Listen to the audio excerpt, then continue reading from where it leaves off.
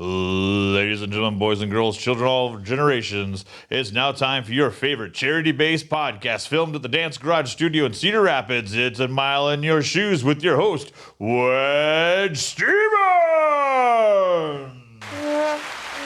Oh, it's so kind of you to go ahead and give me that round of applause and the trumpet again. This is so great. I don't know why you guys give me the trumpet, but you do, and that's weird. Hello, everyone. Welcome again to your favorite podcast that's charity-based and filmed right here in Cedar Rapids. My head is not where it's supposed to be. I'm not centered.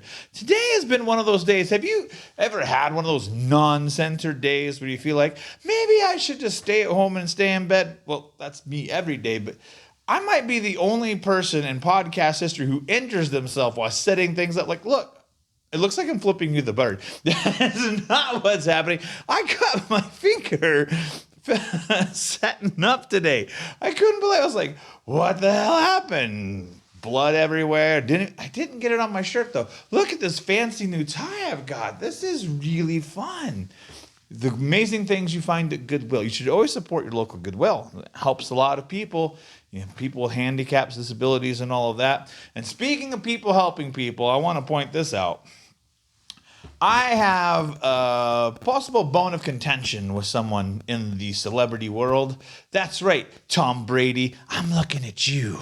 I'm looking at you, Tom Brady. Always have been because, well, you're one of my most villainous foes in sports history, maybe? Yeah, well, I mean, let's see. Let's see. People I hate more than anyone else. There's LeBron and, yeah, that's about it. Okay, so you're second on the list. Well, that's being a Patriots person and all that. And all the Patriots fans are like, how could you hate Tom? I'm a Dolphins fan, so I hate everyone who's better than us. So that's everyone but the Jaguars. Well, no, the Jaguars even beat us. I can't even say that. We are the worst team in all of football. It's terrible. Anyway, Tom Brady, I'm going to talk to you for just a second because this is really important, right?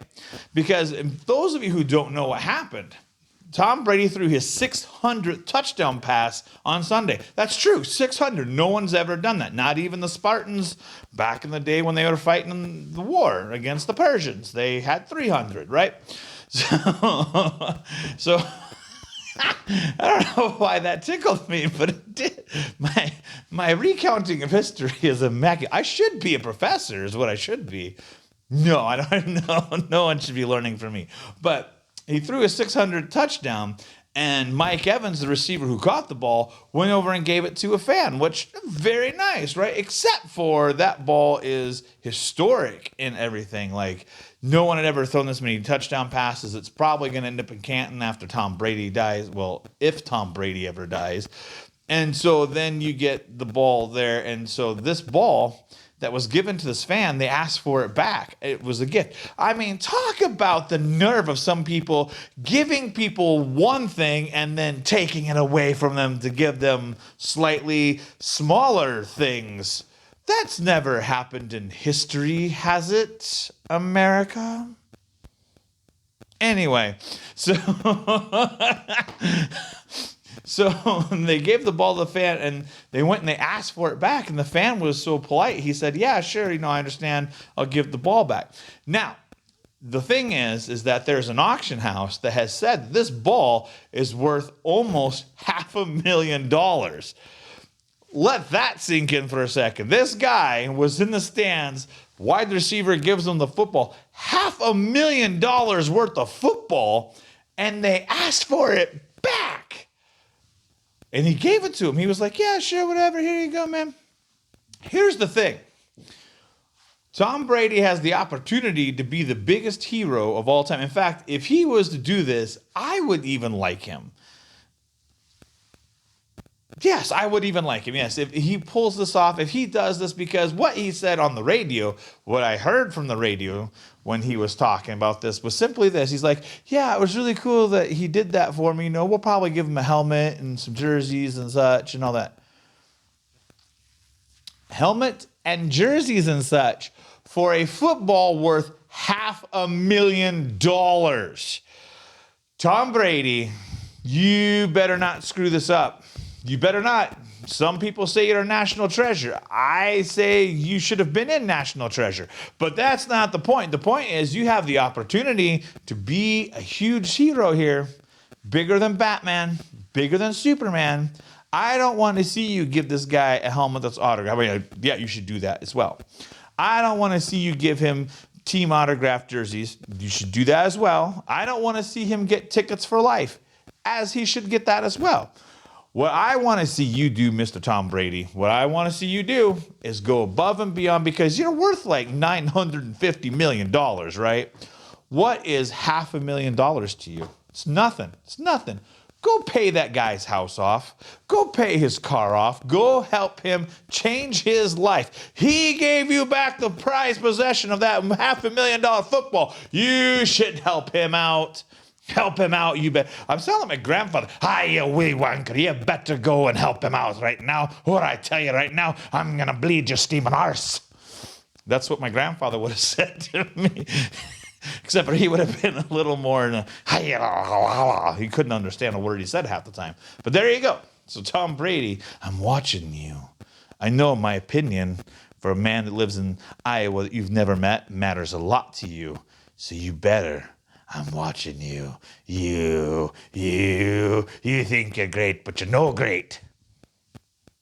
You're a little great. It's okay. I mean, 600 touchdowns. I did that on Madden like 5 years ago. So what kind of deal is that? I've thrown 600 touchdown passes with my huge blimp-like figure on a video game. So now, beat that, Tom Brady. All right, so we've rambled on now for 6.5 minutes. I hope you guys are excited for this latest episode. I'm excited for this episode because it's always fun to talk to people that I don't really know. Before we get into that, I have to tell you, I know you're super disappointed. There's no secret word of the day. As I've admitted, I'm unprepared in life, and I misplaced the secret word of the day boards. I don't know where they went. So I don't have a secret word of the day. I don't have the way to get a hold of us. By the way, I created we're going to do new episodes, hopefully next week. We're going to start this because I don't have anything planned. So if you want to be a part of the show, all you got to do is find me on Twitter at Wedge Stevens. You can find us at Twitter at Mile in Your, capital U, capital R, Shoes. Also, you can reach me at wedgestevens@gmail.com, but we also have a new program getting ready to come because we need to fill the gaps and create content. So we're going to start doing this thing called Hey Sexy Ogre. So you can contact us at heysexyogre@gmail.com, and you can ask any question you want, and I'll answer it as best of my ability. If you ask me what the secret of happiness is, I'm going to tell you chocolate and pizza and beer. That's what it is. Oh, making out. Yeah, making out. Making out makes life happy. Anyone who tells you making out doesn't make your life better, they are Nazis. They're Nazis. They're terrible Nazis. Hey, by the way, look at this picture behind me. You see this? I know you can't really see it, and I can't zoom in on it because it won't let me. But our guest today painted that. Can you believe she created that? It's super fun, super fantastic. I didn't know that at all until she pointed out today. She's like, hey, by the way, I painted that. So we're going to bring her on in just a second. So if you want any questions answered in my wonderful tones of voices and all that, heysexyogre@gmail.com. We'll get you there. All right, enough clowning around. Are you ready back there? Yep. I have to be honest. I think I've already forgotten how to say her last name, but that's okay. My guest today is a wonderful, talented artist. She's an amazing human being. We've had great conversations, and I know she's beyond nervous, but we're going to make this work anyway. Please give it up for my good friend, Rachel! Woo!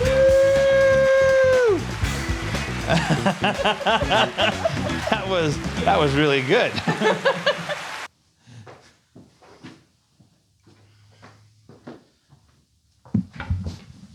Hello, Rachel. Hello. You're going to need to pull your microphone in front of you, I think. Okay. Yeah. Let's do this. How are you? I'm good. How are you? Good. Have you gotten over your nervousness yet? No, I'm a nervous person. You're still nervous? Yeah. Why? I don't know. I'm a nervous person. Oh, my goodness. You should be. I like your, John Lennon glasses. Yeah. Those are fun. Thank you. You're very well, except for they need to be rose-colored. Well, it makes it easier to drive at night when they're yellow. Really? Really? Because you're part bumblebee, or what's going on there? Exactly. Yeah? Part Yeah. bumblebee? Part bumblebee. I've never seen a pink and white striped bumblebee before. It's adorable. I love to give people firsts. You give people first? Uh-huh. All right. There we go. What's your favorite first you've given somebody? Travel. All right. Now we need to hear that story. How travel? What's the first of the travel? I've traveled with a lot of people for their first time on a plane, out of the country, just to another state, people that haven't left Iowa.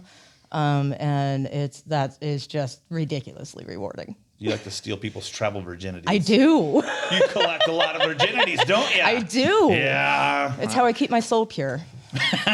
By taking everyone else's purity? Yes. You're like a purity sucker? All right. I could buy that. I do not take people's purity. No? No. Usually the people that I meet have already been corrupted. Oh, okay. Yeah. So I a lot of times am the naive soul. Oh, It's true. yeah. Yeah. That's not always a bad thing to be. Nah. I mean, I'm not innocent by any stretch of the imagination. It's just I'm naive. Okay. I don't believe things that happen in the world will happen. Hey, you know this is charity based, right? Yes. You do. Do you have a charity in mind? Or do we need to spend one? Oh, I absolutely would love to spin for one. Oh, we're gonna You've got spin for amazing one. choices. So Well, I like to support anyone that I possibly can. As you know, we usually have 6 charities on the board. Today, we have Families Helping Families, Backpack for Hunger, Better Together, which we've never landed on that one yet. So Ooh. that's one I've been excited about. Beat Cancer Today, the English Valley Outfitters Resort, Children's Cancer Connection, Patriots for Pets. That's another. I don't know. Have we landed on that one? I don't know. Go ahead and spin. Let's see what we get. all right. Here we go. And So suspenseful. We are going to do Backpack for Hunger. This is a Nice. great one. I love that one. Me Do you too. know what that one's about? I have participated in it. You've participated I in have. Backpacks for Hunger? I have. What? I do a lot of volunteer work. Nice. All right. So tell me all about Backpack for Hunger. It is a really great program that goes on through the schools, I believe, because Right, the ones yeah. I've participated in have been at the schools. Yes. And we collected food and backpacks and school supplies and put all of them together in little kits for the kids, basically. Yeah. For them to be able to bring home. And it not only helped them with the hunger, but it helped them with having school supplies that they didn't have. Right. Which is, I think it's great that they hit 2 birds with 1 stone on that one. This is a great thing. I found out about this working for the Colonels over the summer, and I think this is a great thing. It is. I really want to support them. So please, if you looking for a charity to help out and all that, please make sure you check out Backpack for Hunger in Cedar Rapids. They're a fantastic thing, and I'm super excited that we can keep promoting them. So thank you again for all of that. Yeah. So now that we got that out of the way, Okay. beautiful day outside. It is. A little chilly. Eh, I like it. This is my favorite time of year, the fall. yeah, I'm fluffy. I don't mind the cold. What's your favorite season? I appreciate the beauty in all the seasons. I know that's like a There's kind of not ridiculous. much beauty in the winter. Oh, that Negative first 50 snow, degrees outside, that's hard. Negative 50 degrees makes the most beautiful icicles. All right. I thought my cold dead heart made the best icicles, but No. I'll take your word for it. Yeah, no, most beautiful icicles are in the coldest weather. In the coldest winter. Mm-hmm. All right. And as long as they don't fall on people. Yeah. Do you go barefoot in the winter too? I do. Do you really? I do. I'm that guy that everyone says they know, that one guy that doesn't wear clothes and always wears the shorts with the sandals all year Yep. round. That's me. Well, I drive for Uber, so it's like you put your legs underneath the heater all day long. Truth. It gets really hot. Truth. So as little clothing as I can wear, the better off I am. There you go. Yeah. Got to That's take true. care of yourself. Yeah. So tell me about you. Like, where were you born? And let's start there and work our way back to life in general. Okay. Interrupt me at any point. This can be I will. This Don't can you be a worry. rambling story. That's all right. Did you not watch Jerry? Jerry rambled a lot. Yes. And it was good rambling. It was good rambling. He was delightful It to have was. on. I want to have him back on again. He was so much fun. Yeah. I would watch him again. I was born in San Clemente, California. Okay, where is that in comparison to Santa Cruz? San Clemente is like the last major town before Mexico. Okay, so just south of San Diego by about 90 minutes or so. Exactly. Yeah. Exactly. And I was born there. The story is that I was delivered by the Kennedy's doctor. My mother is very proud of that. That's got to be scary. I mean, none of the Kennedys have had a really great run here. Well, here we go. Here we go. Do you notice when I smile? Yeah. It's crooked. Yeah. He snapped my neck a little bit while I was being born in it. So, yeah, I got the Kennedy curse. Kennedy curse. Yep.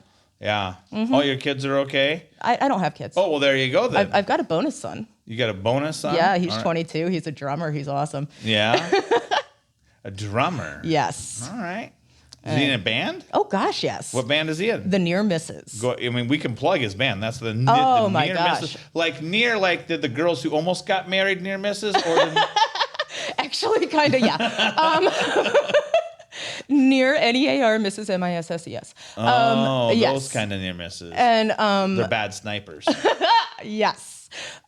They are actually playing the 29th, the Friday before Halloween. Okay. And they're headlining at Peddler's Fork here in Cedar Rapids. Peddler's Fork. Yes. So if you were looking for something to do, the 29th, Yep. go to Peddler's Fork and go see the near misses. Yes. And it's a do costume that. contest Do too, that. guys. It's a costume contest. All right. Yeah. I'm going to be an ogre and I'll dress just like this. Okay. All right. My husband's going as Kermit the Frog dressed as Miss Piggy, and I'm going as Miss Piggy dressed as Kermit the Frog. That's awesome. Yeah. I like that. It's Meta Muppets. Can you do the voice of Miss Piggy? Oh, God, no. All right. Can he do a Kermit the Frog? You could try. All right. Yeah. Little frog in his throat. A little bit. Yeah, well, that's fine. So you're born in San Clemente. San Clemente. San Yes. Clemente. And And the doctor wasn't kind to you. no. So you're off to a bad start. I mean, yeah. You know, I mean, it kind of, I don't know. I'm actually really grateful for all of the bad starts that happened in my life. Okay. Because I love where I am now and I love who I am now. Well, we'll get to that in a minute. We have to take the journey, though, right? Oh boy, it's a long journey. Well, that's all right. We got time. Okay. I mean, the movies don't start until 3:00, so you're good. So my biological father ditched my mom. In San Clemente, there is a Navy base, a Marine base, and an Army base, I believe, very close to San Diego and all Right. that stuff. So the year after I was born, she married a Marine that she met. Again, the story goes. Because at 1 year old, I'm sure your memory is amazing. Yes, exactly. Yes. The story goes that my mom met him in a bar in a full body cast because he had decided to, along with some of his Marine buddies, steal a plane and go parachuting. That's the story. I don't know if I believe a lot of these stories. I'm just going to put this out there. All right. Yeah. But That one seems a little far-fetched, but all right. if you met my dad, it's actually not. All right. Well, I don't know your dad. He's so. a steal a plane kind of guy. It's the parachuting I had a problem with. Yeah. Stealing the plane, everyone can do that. Yeah, well, true. And so that's the story of how my parents met. My dad apparently was a really great guy to my mom All right. for a while. I don't have a lot of memories before the age of 14 when my dad actually left the house, finally. Okay. I have a few memories of times that he left, like when we lived in Pennsylvania. My mom finally got him kicked out. And so I have some memories of like playing with my dog in the sandbox and eating a lot of chocolate. No, Well, Hershey, Pennsylvania. I know. Well, Oh, yeah, okay, I wasn't near there actually. Oh, all but right. I never did go to. I've lived in Pennsylvania twice, and I've You never never went gone to to see. Hershey? Nope, You should go see. They have like an amusement park or something now. I don't do rides. I don't either. Yeah. I mean, I enjoy watching other people throw up, but You relish the pain of others, do you? I do.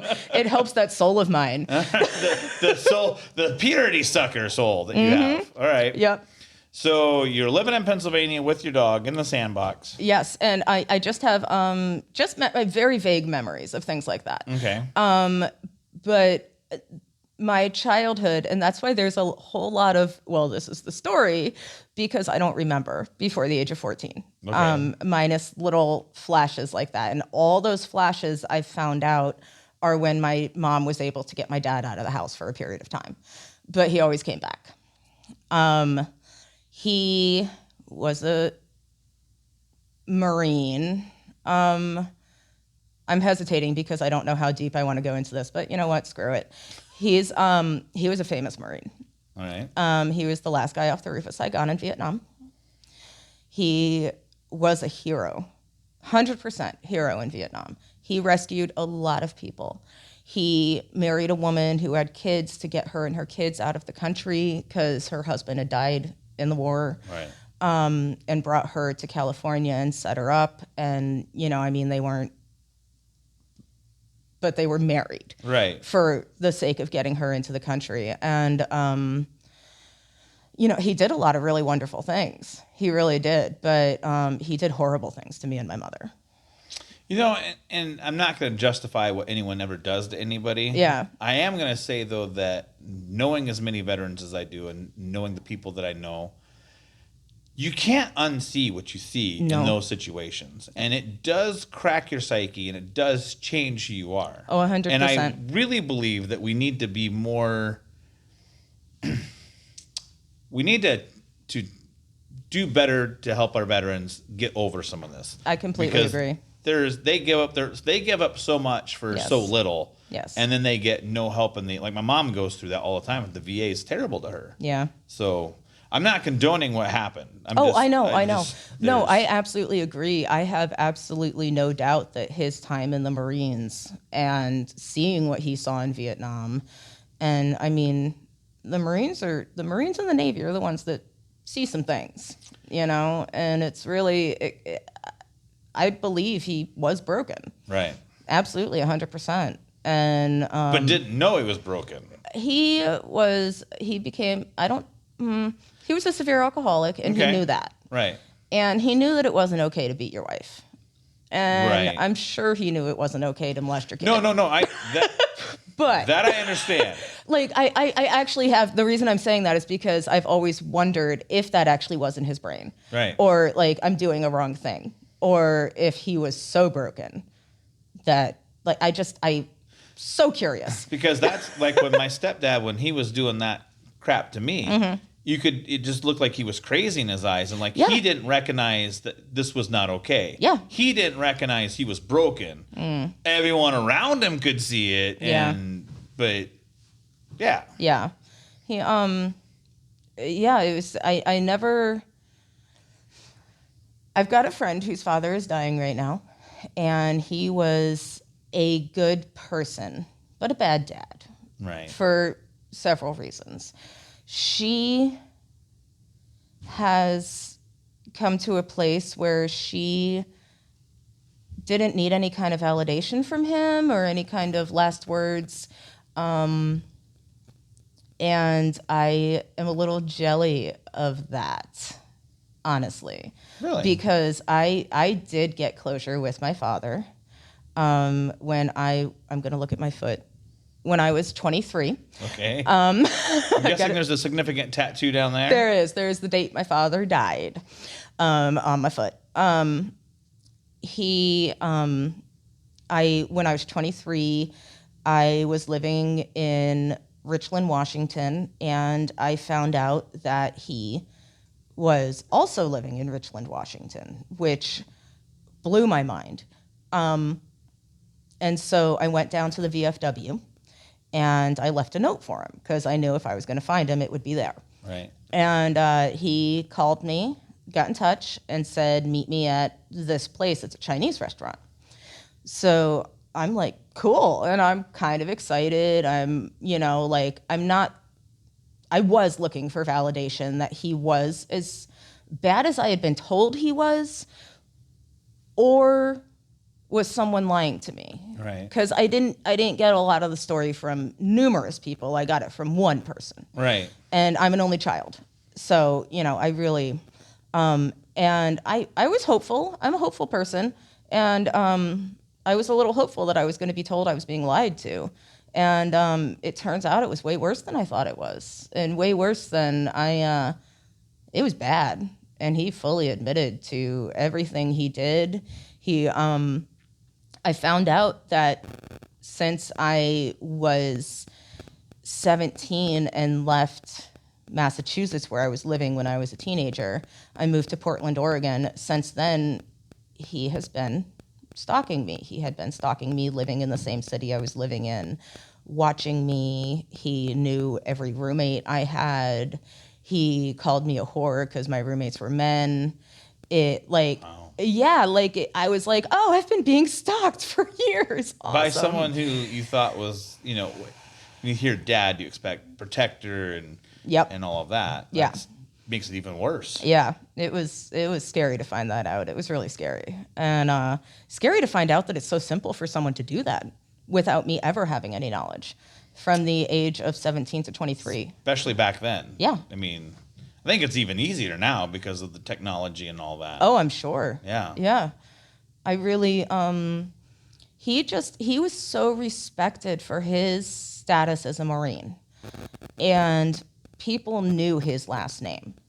I have said his last name at, bars before, and people are, oh my God, you're his daughter. And they just want to know everything about him. And it tends to come from Marines and police officers.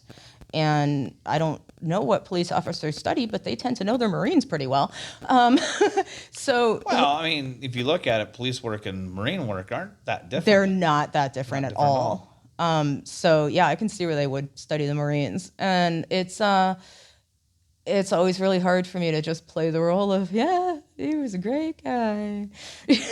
Right, because you see the other side of it. Yeah. And I don't want to tarnish the good things he did. Right. I don't.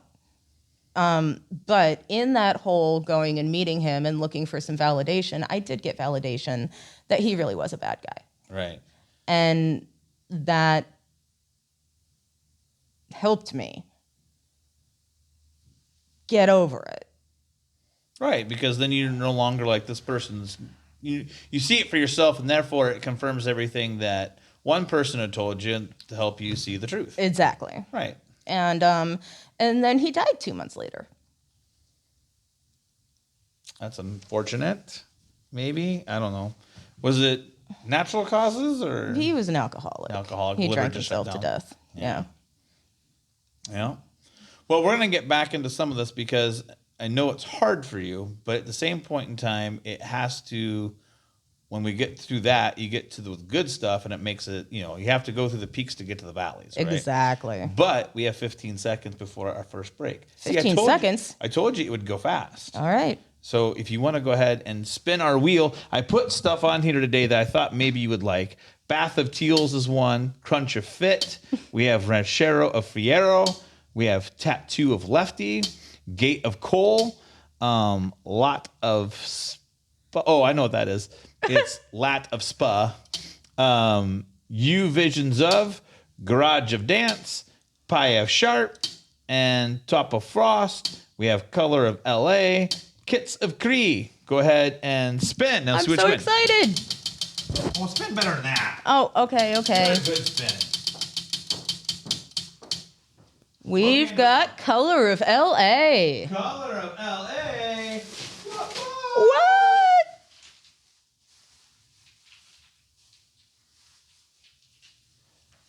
I'll bring the bag over. You get to pick a couple of these. Okay. Make sure this is still recording. Fantastic.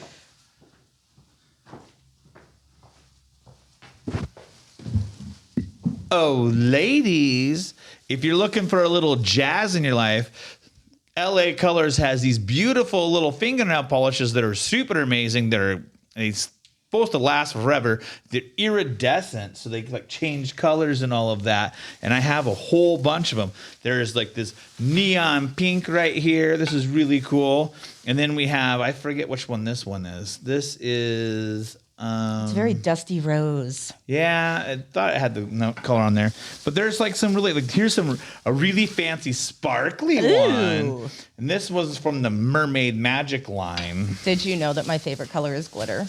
Is it? It is. Well, then you'll have a look at this one. Isn't that fun and bright? Oh, yeah, that is. That's good. You like glitter, you say? My favorite color is glitter. My second favorite color is rainbows. We got pearl glitter. Oh yeah. Isn't that fun? You can have that That's one. rainbow glitter. Yeah, that's a good one. That's gorgeous. Yeah, and then look at this one. You can have this one too. Look at that one. Oh. And let's see. I got a few more in here. That is some turquoise glitter. And we got we got this glitter. And this is fantastic. You're the first person. Ooh, look at this one. Ooh, iridescent purple glitter. Yeah. Yeah. Isn't that good? That's amazing. See, I thought you were the right person to bring these out for. These are awesome. LA Colors, they're called. LA Colors, what they're called. They're available at a lot of your stores. The Mart of Wall carries a lot of them. All right. Yeah. Do you want? You can have 4. Oh my goodness. Well, these 3, yes. Pink glitter. All right, pink glitter. Pink glitter. Pink glitter. I want to put the pink glitter over the iridescent purple. Oh yeah. Yeah. You have to show me what that looks like when you do that because that sounds like a lot of fun.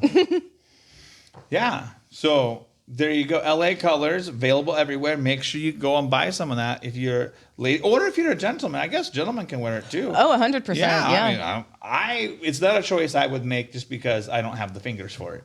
No, there's oh man, what's his name? That I feel like a astronaut in the ocean guy. The new song that came out, I feel like an astronaut in the ocean.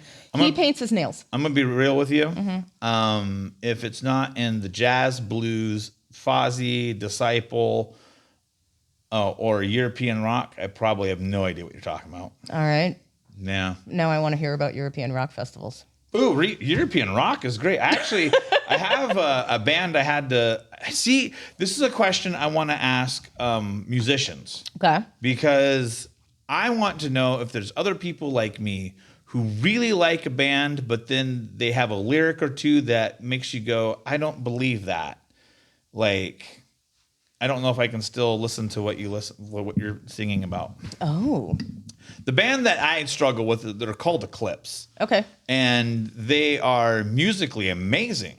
Like especially if you like the glam rock and things like that. They have taken glam rock and they've turned it into something. It's still glammy, but it's a little different. Okay. And they are absolutely amazing. And the lead singer looks like an evil Bryan Adams. That's how I would describe him. He's got like these facials that make him just look a little like, as if Bryan Adams is like, with the red haircut and all that. Yeah. But they have some anti-Christian sentiments. And while I myself am not, I don't care how you feel about it. I feel like if you're going to be angry about something, you shouldn't just slam people I have a problem with negativity about it. Yeah, so if you don't care about how people care or how people feel about it, then you do care when people speak negatively about it. So it's I totally agree with you. I've come across some I feel like the whole hate speech thing and all that, it's a little much, but at the same time I've come across a lot of it. Right. And I understand it. I mean, I'm all about freedom of speech, right? Mm-hmm. Say what you want. Yeah. But I also believe that when you say what you want, there is going to be consequence, whether good or bad. Oh, yeah. No matter what you do, there's always a good or bad consequence. There is. And if you're going to say it, that's fine. You have the right to say it. But I also have the right to think you're an asshole. Exactly. Yeah. Yeah. I'm one that has gotten in trouble for opening my mouth numerous times. Me too. Yeah, which is why I started my own platform. There you go. Now I can say what I want. There you go. I tend to start fights with my words. It's bad. Yeah. Yeah. Why is that? Do you have? I'm always standing up for the little guy, you know, and so I'll step in and be like, yo, the way you're talking to that girl is completely inappropriate. Right. And then the girl will look at me and be like, why are you talking to my man like that? Why are you getting in my business? I got this. It's like you've disempowered her empowerment. And she's like, girl, I got this. No, she's always mad at me because Right. I think some people live in the abuse so much that they don't, and I was so abused that I always want to stand up when I see it. And I always want to like almost have the conversation like, hey, can we normalize this? Like this dude is being an asshole in a public place, calling you a cunt. You know, we're going to address this right now. In fairness, there are women who do the same thing to men. Oh, I know. Because I've lived through that as well. Oh, yeah. But you keep talking. Now, this is the second time you brought up your abuse and all that. Okay. I don't want to touch nerves, Yeah. but I do want you to get into a little bit about that because I think it's important for people to know they're not alone in all of this. Oh, yeah, 100%. I mean, I guess it's stories for me. I do have one memory of being molested. So I never was told by anyone that I was molested. That's an actual memory that I have. Okay. It's really the only memory that I have of abuse towards me, other than the last day that my father was in the house and he finally got arrested. He was going after my mom with a cast iron pan and a gun loaded. That's intense. That I was 14 and I jumped on his back and he slammed me into a wall. And that's the only time I really remember him physically abusing me, if we don't, put sexual abuse and physical abuse in the same category. Right. I don't believe that I was like hit and smacked around and all that, but my mom definitely was. Right. And I had to watch it. And one thing I do remember, and this is like my weird little PTSD thing, is my mom would always tell me to open the front door so that the neighbors would hear and call the cops. And I never understood how she knew enough to do that, but not to leave.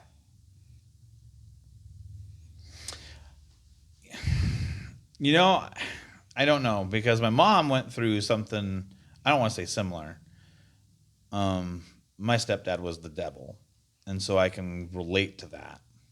I think sometimes people feel trapped, and when you're told that you're ugly and you're hideous and no one's ever going to love you, and you get tore down to that level that you don't see yourself as a person anymore, it's hard it's scary to leave what you know. Yeah. It's scary to venture out because you do have in the back of your mind, no one's going to care about me. Yeah. I'm going to be on the street. I'm going to be homeless. There's going to be no food. My kids aren't going to get taken care of. I think I'm better where I'm at, even though it's horrible. You know what I mean? And I mean, I know that because that's what I went through. Yeah. So, and I'm not going to pretend like my mom had an easy life either. Right. I mean, before she met my dad, she went through a lot of trauma, a lot. And so the fact that she would, go towards someone that's causing her trauma and, stay with that person and want to fix that person is, in a weird way, a little bit understandable to me. a little behavioral pattern. Exactly. You stay with what you know. Yeah. Yep. I get that. Yeah. Because, when you do find something that's great, it's scary because it can't be true. This isn't real. You're faking it. Like this is eventually the other shoe's going to drop out and I'm going to get crushed if I trust you that way. Yes. So I'm going to go with the person I already know is an asshole and because that's what I know. Yeah. Yeah. I mean, maybe you could put up a wall and not let them emotionally hurt you anymore, whereas letting someone new in would be Right. Especially with someone raw who's again. better. Yeah. Yeah. I get that. I see that train of thought. So 14, your dad leaves. Mm-hmm. And what happens from there for you? Like, I mean, obviously you had these traumatic experiences. Yes. You've gone through a lot of that. Where does your life take you from 14? From 14, I watched my mom struggle like crazy. She is an engineer. She works at nuclear plants. Okay. She is an incredibly brilliant woman. My father also worked at the nuclear plant as an operator when my parents were getting divorced. And again, he's a famous Marine. Everyone respects him. Everyone. That man walks in a room and everyone turns and just, what do you have to say? I mean, he's that guy. And so he went around shit talking my mom and got her fired. She couldn't leave the state because they were in the process of the divorce. So she, this is where my memories start coming back in, ran a gift basket, teddy bear gift basket business out of the garage, delivering gift baskets. And she cleaned houses. She's an engineer. And she was willing to do all that for me, and even at 14, I was flabbergasted that this is where life can end up if you make, a couple wrong choices. Right. And and she was just struggling to keep our house. She didn't want to move.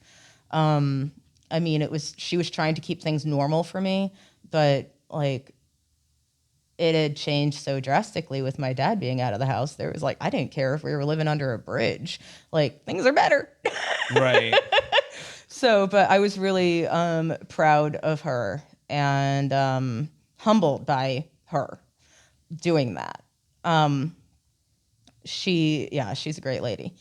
But let's see, 15, we moved to Massachusetts because the divorce. Right. So we moved to Massachusetts. What part of Massachusetts were you living in? Western Massachusetts, on the other side of the mountains from the accent you're thinking about. About to say, because I don't recognize an accent from you. Let's go get the car and go drink some coffee, Park the car and we have like it, yeah. the Boston, Yep. Yeah. No, I was on the other side of the mountains from that accent. Okay. The mountains really do separate the accent. All right. Yeah, it's true. I've never been to Massachusetts, so I don't know anything about it. Gorgeous. Yeah? Yeah. I lived in... Is it gorgeous like Marilyn Monroe gorgeous or like Alyssa Milano gorgeous? Marilyn Monroe, for sure. Yeah, there you go. It's a classic. Yeah, there you go. Yeah. The town I lived in was South Deerfield. And it's a historic town. They had a historic village. Okay. It was, really fun and very, very, very small town. I think there were 30 kids in my graduating class. Wow. Yeah, very small town. And I was the rebel. No. You, the rebel? I was. Shock me. I was the one that, shaved my head and... You shaved your head? Oh, God, yeah. Wow. And I just left. They were called bitch bangs in the 90s. Okay. Just the little streaks here, and the rest of it was shaved. And then I dyed this red and bleached the shaved parts. And yeah, okay. Which isn't, thinking about what you've gone through, that's not unnormal. I mean, you're... No, I don't think so. No. And I was basically constantly trying to give my mom a heart attack because she took things way more seriously than I did. Right. And I pierced myself. And my mom actually took me to get my first tattoo because I think she realized that I was gonna go about it the wrong way. Right. If she didn't bring me to get it. So that was when I was 16. And that started an addiction. I've heard that once you get your first one, it's what I'm getting my first one in December. Are you really? What are you getting? So this is way off topic, but my family and we play a game called Gubs. You're welcome, Gub Game Maker. But it's a card game that you try and kill each other's bugs. Okay. And in that game, they have a spear. And so all of my family, like my sister, her daughter, myself, maybe my daughter, because she's had interest, we're all getting spears. Oh, cool. For family. And then mine's going to have Ohana around it. And because I said that, now everyone else is like, I like the idea of having Ohana. Yeah. So we're going to get, even though we're not, Samoan, we're going to get Ohana family spear tattoos together. Okay, so I'm going to ask you a question now. You ask me whatever question you want. Do you believe in that is cultural appropriation? I believe that, well, here's the thing, all right? So my family's Scottish. Yes. Right? So we believe in clans. Yes. You say that in America, and people immediately want to hang you from the streets and burn you to the ground. And how dare you be so racist? And it's like, whoa, time out. Yeah. Guthrie clan, right? That's where we're coming from. Like I said that I wanted to get my clan motto on my other arm in remembrance of my grandfather, and people are like, "You want to do what?" I'm like, "Yeah, sto pro veritate," it means I stand for truth. And they're like, that's not my it's because you're appropriating a different word meaning to the word that I use. Yep. Just because you believe the clan means one thing doesn't mean that's what it means to me. No. And so it's in a roundabout way, I feel like it's okay to, if you find something that helps you identify a love and grace and what you're trying to use, and you're doing it respectfully. Yes. I don't think there's anything wrong with that. Okay. So you'd say things like the gauges in my ears and my tattoos, things like that are not a cultural appropriation. I want people to be who they are. Okay. I don't judge anyone for what I have no room to judge anyone. I'm a horrible human being. Okay. I'm just saying people come at me sideways about that. Because of your tattoos? The whole tattoos and the gauges in my ears. Why your tattoos are under attack? Because I really want to do things like, have you seen the stick and poke? No, I don't mean stick and poke. Yes, my niece actually has a stick and poke tattoo. No, I don't mean stick and poke as in like someone like in a garage somewhere gave you a bad tattoo. I mean like you go to Peru and get pounded on. And, I want to do things like that. Things like that matter to me. I'm a spiritual person, and I can, without even doing it, feel the meditation that would come with it and the good feelings that would come with it and all of that. So it's something that I want to do, but I mean, people come at me sideways about it. I still don't mean what you understand. Yeah, it's like when you say they come at you sideways, they're angry because you have a tattoo. I have people that have been angry with me because I have tattoos. About which tattoo? It started with this. All right. What now? It's a Japanese design. I've got a Japanese koi. That's okay. So what business do I have is how people have come at me sideways. That Because one I get the most. You get a Japanese koi, and they're angry about that. Yes. I would then say, Give me a good one. Give me a good one. hang on. Let me think. You have no business eating a hamburger then. Truth. You know what I mean? Yeah. Like if you're going to get mad because someone put a koi fish as a tattoo because it had some spiritual resonation with them, then you can't be angry, or you have to let them get angry if you eat a cheeseburger. Yeah. Or if you're coming to America. If you're in America and you're pissed off about that, man, you're on it's never been a Japanese person mad at me. Oh, who has it been mad at you? White men. Really? Yeah. So you feel like maybe they're I feel like people underneath? I feel like people have good intentions. Okay. But I feel like people are ignorant. Like, all right. Read a book. Like I understand the tattoo that I have and what it means and the direction that my koi is facing and why it's facing that direction. All right, and why explain it's it to the me. I color don't know. it is. And it all means things. I did research on the traditional Japanese tattoos because I didn't want to screw it up. Okay. Didn't want to offend someone accidentally. Yeah. Like you didn't want to go to, I think it's India, where if you show the bottom of your feet, they get mad at you because you offended them. I have been to India too. I don't want to do that. I don't want to offend anybody. Exactly. Right.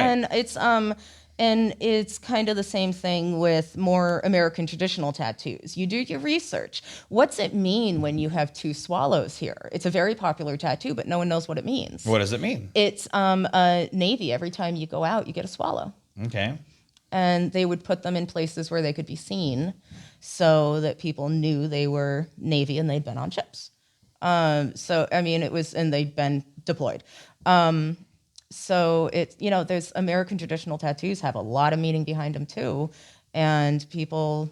Well, like the tribal, everyone was getting tribal tattoos. Oh my God. Oh, the 90s. And I'm like, you know what? That to me is, if you're a white dude getting a Samoan tribal tattoo, you're a douchebag, right? Like, I mean, you're taking someone's culture from them at that point in time. I mean, it's the same thing as the tattoo on my leg, isn't it?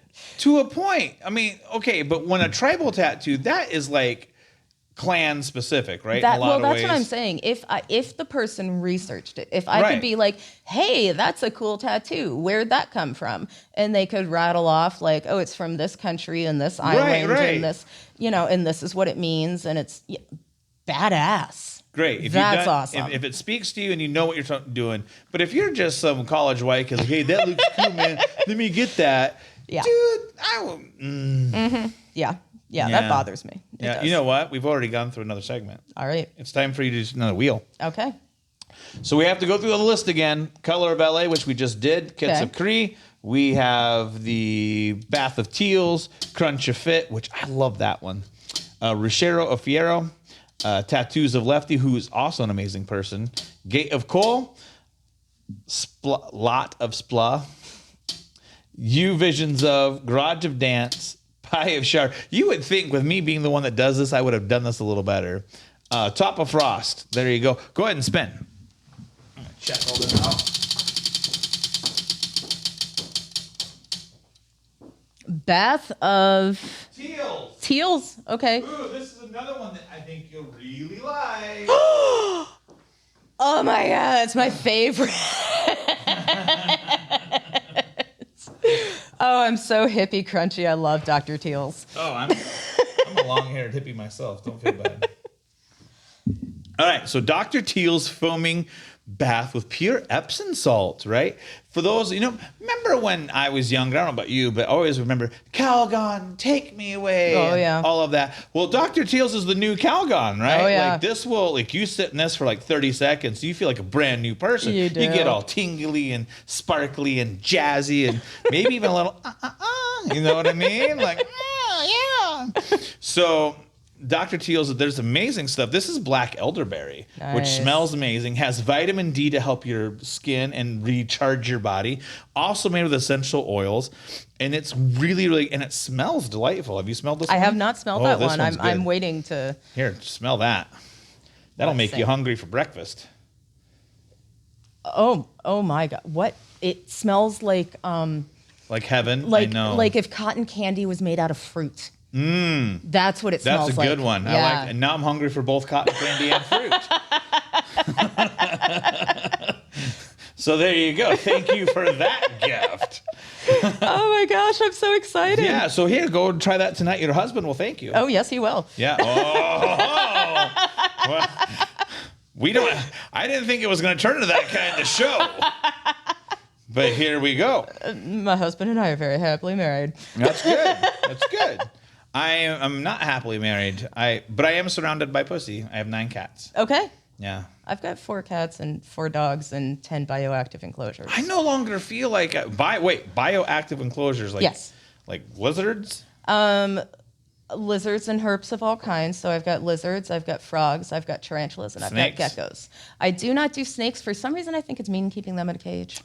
I Don't think ask it's me why. stupid to own a snake. Yeah. They're not a pet. They don't care about you. Pretty much. Yeah, they like the people that like. Did you hear about the albino cobra that got loose in South Carolina or dear. North Carolina? No. Do I want to? People like that should. You should have to kiss your own snake if it gets loose. Right? Like if it gets loose and this is your pet, you should have to kiss it before you can take it back. I mean, I've got a good friend. He lives up in Minneapolis, and he keeps snakes as a hobby. And his husbandry is like, I thought you were going to say his husband's really angry about it. I'm like, I would have been too. his husbandry is just immaculate. He does so much research on these snakes before he gets them. And he's had snakes for years and years and years, and just recently moved to trusting himself to, okay, I'm going to get a poisonous snake now. And I know, to me, that's a hell no. But he's one person that I'm like, okay, I get it. Like, I mean, he nerds out over it. It's like D&D, but snakes. If you're Steve Irwin, that's one thing, right? Because Steve Irwin was an expert, did all of that research, knew what the hell he was doing. I believe he went out exactly the way he'd want to go out. Well, I don't know about all that, but like I watched his African snake special where he was walking around grabbing cobras, and he's like, Yeah. "Oh, is this one a spitter?" and put his glasses on and all that. You know what I mean? Like, Yeah. no one likes a spitter, let me tell you. That was wow. All right. Anyway, but he, someone like that, that's fine. But Yeah. when you have, again, just saying like as the 19-year-old guy decides to get the tribal tattoo, like, I'm going to get a cobra. Yeah. You're a moron. Like, that thing can kill you. Like, I heard a story about a girl in Wisconsin that she was a friend of mine. And she had a boa constrictor, not a python, a boa. Okay. And it had gotten to the point where it was 8 feet long. And one day she woke up and it was in bed with her and it was like long and hard. And she's like, I think it's sick. She took it to the vet and the vet says, no, you need to get rid of the snake. She's like, what do you mean? He's like, he's trying to stretch himself to eat you. Like, you need to get rid of the snake. It is no longer safe for you to have this thing. Where's it go? Apparently to the Everglades, because that's what everyone does. They just go dump their snakes in the Everglades. And now now we got a super snake. Did you hear about this? Oh, yeah. An anaconda and a Burmese python. So now you have the world's most aggressive snake with the world's largest snake. Yep. That's not a recipe for disaster. Hey, Hollywood, there's your new movie. How You're welcome. American is that, though? Oh, yeah. Yeah. We don't have to take responsibility for our decisions. We're just going to send it out into the water and that'll just be it. Nature will take its course. Yeah, nature took its course, all right. Morons. Yeah. Yeah, I just don't understand. Like, I have a friend of mine who owned a rattlesnake as a pet. And he said it was more of a conversation piece. But then one day it got loose and he's like calling his friends, hey, you gonna come over and help me find the snake? No. No. No. No. That is, at least rattlesnakes I'm will not give even you, sure I want to be your friend anymore, dude. at least rattlesnakes give you a warning. Yeah. You know, there's that. I'm not going to lie. There's a tarantula loose in my house. Okay. Yeah. But tarantulas, they're not deadly. No. It's a New World tarantula, Right. and it's not venomous. It wouldn't, if one of my animals, if my cat got a hold of it or something like that, it wouldn't hurt them. So I don't have anything in my house that's actually deadly. not even deadly. Will make you sick. Like, Okay. not even a little bit. Not even poisonous herbs? Poisonous herbs. I do grow nightshade in the back. Yeah, there you go. Yeah. Put that in tea. Done. Yeah. I mean. I know that because I read The Count of Monte Cristo. Oh, that's a good book. You ever read that? I have. Yeah. Yeah. I used to be a big reader. I haven't read. You know, in that was the years, though. first book to ever have lesbianism in it. Is an act of fiction. I find that so hard to believe. Yet accurate. Huh. Written in 1847 by Alexandre Dumas. Yeah. Huh. I was a lit major. Go back and look it up. I mean, I it's feel not, like I would have known that. I mean, the Kama Sutra and all that. It's not an act of. It's not an. Yeah. It's not a work of fiction. Yeah. You know, that's just Yeah. whatever. So, it's the first mainstream literature to have lesbianism in it Okay. as a work of fiction. That's awesome. Yeah, Alexandre Dumas. Yeah. Cool. Random fact. All I'm right. full of useless information. I am too, but it's got to, come up in conversation for my brain to remember it. Yeah. I forget where we were at in the conversation when we were talking about your life and all of that. Oh, God. Was I 15? Well, all right. You were in Massachusetts. I was in Remember Massachusetts. that? We got in the Marilyn Monroe conversation. So you go from Massachusetts. You've lived all over the place. Oh, yeah. I was in 16 schools by the time I graduated high school. Okay. What was your favorite? Massachusetts. All right. I love Massachusetts. I love New England. So why didn't you go back? I met an Iowa boy. Damn boys. Damn Iowa boys, man. These Midwest boys, they're tough. Yeah. Don't be lumping me into that. Yeah, I mean, I'm soft and spongy. they are, they love their family and they love their state and they love their teams and they don't want to go anywhere. But they're not obnoxious like Texans. Like Texans Oh gosh, really love their state. no. Like, I mean, Iowa boys will like travel and go on vacation and stuff like that. But man, they want to come home. Like Midwest, this is home, and I guess I never had that feeling. I mean, I guess my home is New England, but that's where I'm all warm and fuzzy. Kind of my happy place in the United States is actually San Diego and Balboa Park. Yeah. But second place is New England. That's because there's a lot of hippies down there. It's a lot of hippies and it's a lot of education. It's a lot of knowledge. It's a lot of art. It's awesome. I've always said that I lived in Northern California. I said anything once you get past Long Beach, they're all mutants down there. It's just weird blend of.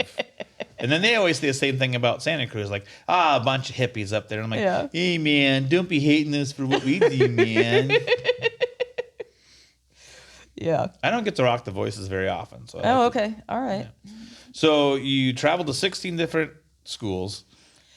Yes, that was just the schools. That was not all the times that we moved. Right. So that doesn't count summer moves. Why did we move so much? My parents, both of them, my mom got my dad into the nuclear as an operator, like I said.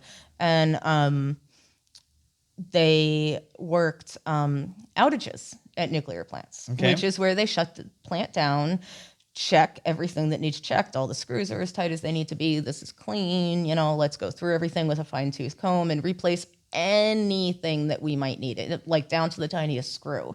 And but that lasts like 6 to 9 months. It used to. Now it lasts like 3 weeks. They've got it down. But it would last like 6 to 9 months. And so we moved every 6 to 9 months to a different nuclear plant. And got very few memories of that too, like being all over the country. But like I remember Alabama. So oh God, do I remember Alabama? Why do you remember Alabama? Whew, the people. Because of how mean they were, or No. because of how outrageous they were, or what makes them stand out? The only word that's going through my head is hillbilly. Okay. Like I met a couple of friends down there. I must have been maybe 10 when we were there. And I met a couple of friends, a couple of guys, I think they were brothers, and they were around my age, and they took me fishing. I love to fish. And they taught me how to... Hillbilly handfish? No. Oh, okay. Catch cottonmouths. Oh, no. What? Yeah. Why? I don't know to this day, but I thought it was cool at the time. I don't know. Like I would. So you're addicted to danger. Only a little bit. Only when I'm having a bad day. Okay. Yeah. Having a bad day, I might go, run into traffic or something. Who knows? Go catch a cottonmouth. Or catch a cottonmouth, yeah. I don't think we have them up here. I hope not. I don't think we do. You know what we do have? What? Water snakes. Yes. They're beautiful. They are vicious. The females are golden here in Iowa. They like to eat fish a lot. I've seen that happen, and it's horrifying. Is it horrifying? It's horrifying. We had some mating out here, and it was neat to see the whole mating ball, and the female was just like golden, shining in the sun, and the males are all around not being golden, and it was beautiful. Snakes are not my friend, man. Yeah. Yeah. I think it's crazy. Do you know about Snake Island down in Brazil? I know about Cat Island. No, Snake Island. It's 5 miles off of the coast of Brazil. You have to have government licensing to go onto the island because it is the only place where the golden lance-eyed viper is found. Oh, damn. And they are the 4th most poisonous snake in the world. Like after a bite, you've got about 8.5 minutes to get to where you need to be. Okay. Which 5 miles away from the ocean, or you're toast. Yeah. So this island is so populated with them that every step you take, you are within 3 feet of a snake at all times. Okay. So that's how densely populated they were. So they do have people crazy enough to go over to Snake Island and research this, and they've been noticing that the snake population is diminishing, which means people are going there and taking the snakes. Oh, no. For whatever reason. It has been determined that some of it is for beauty projects. So think about that next time you're putting on your makeup and your mascara and all that you could be putting snake poison on your face. I went to India, and we were in the middle of nowhere. Oh, God. Or was this Brazil? I literally can't remember where I was. I broke my foot. I was in the middle of the Amazon. I was in Brazil. Okay, so I broke my foot in the middle of the Amazon. I jumped on a red ant hill. I didn't know it was there. I was just running down a hill. And I landed on a red ant hill, and it was just sand. So it sunk in and just broke my foot. And I was in the middle of the Amazon. There was not anything. They stopped, the people that I was with stopped in this village and went knocking on doors and came back with literal snake oil, cobra oil, and put it on my foot. And I put that on my foot every day for 6 weeks and was able to walk until I got home and had to have surgery. And by the time I got home, there were like ligaments I'm not missing. saying that there's not medical purposes and all that, but it's just the idea. Oh no, that's horrible. You shouldn't do it to make up and just to do it. That's horrible. But I can't believe that worked. How many countries have you been to? I've not a lot. Canada, Mexico, Brazil, and India. Okay. Yeah. Which one was your favorite? India was amazing. Amazing. The people, I can't even explain how wonderful the people were in India. And I was really scared to go because I kept being told that I was going to have a sensory overload and like constant panic attacks. And like I just had everyone telling me not to go because, you know, like I said, I'm a nervous person. I'm 30 seconds away from a panic attack at any moment. So everyone was telling me not to go, but I went there and I got off the plane at the airport and it was really noisy. And there were guys walking around with guns, which is a huge one of my PTSD things. I can't be around guns. I literally just start crying. I don't know why. Okay. But I just literally start crying and I just just so much fear. And it's my dad. And but I was okay because I walked out past these guys with guns and I saw there were just so many people and they were all acting normally, even though these guys were standing there with machine guns. I was like, oh, okay. Like, all right, I guess I'm safe. If none of them are worried about it, I shouldn't be worried about it. Exactly. Yeah. And everyone was so casual about everything. I mean, going to the bathroom on the side of the street, I don't mean peeing. And just casual about everything that it made me feel so comfortable that I was like, I can really do anything here and I can be anybody I want to be here. Nobody's going to give a shit. There's too many people in that country for them to give a shit. It was cool. It's amazing. It's amazing how big the Indian population, and I mean native Indians, yes, is here in Cedar Rapids. We have a huge Indian community. A lot of it's because of Collins. A lot of it is because of Collins. I worked with a lot of Indians when I worked at Collins, and I loved it. I've got this really weird ability to understand accents, heavy accents. Okay. And deaf people as well. I understand. I don't know why. I've got that gift. It's a gift. And so I was always the one they'd come to. And I ended up making a lot of really good friends. There you go. Yeah. We just burned through another segment. It's your All time right. to spin the wheel again. What are we going to get this time? What are we going to get? New visions of, oh my goodness. So that's the photography business that I've started. No way. It's all about trying to make people feel beautiful and sexy about themselves. Aww. In fact, Cassie's got pictures that I took of her on the wall back there. So you'll get to pick a picture that you want and you get to take it home with you. Oh, that's amazing. I have quite a few that I've done. In fact, I just took one of my dog that came out really, really good. I mean, look at that face. Oh, hi, honey. I mean, I don't know if you guys can see it from there, but that's my little Paris. He's a little buddy. She's like, it was just a random moment. Yeah. So it all started because of one picture I took of myself. Okay. Because if you may not know this, I have terrible self-esteem. Okay. Like horrible self-esteem. I always say, like, on a scale of 1 to 10, I'm a -8. That's about what I feel about myself.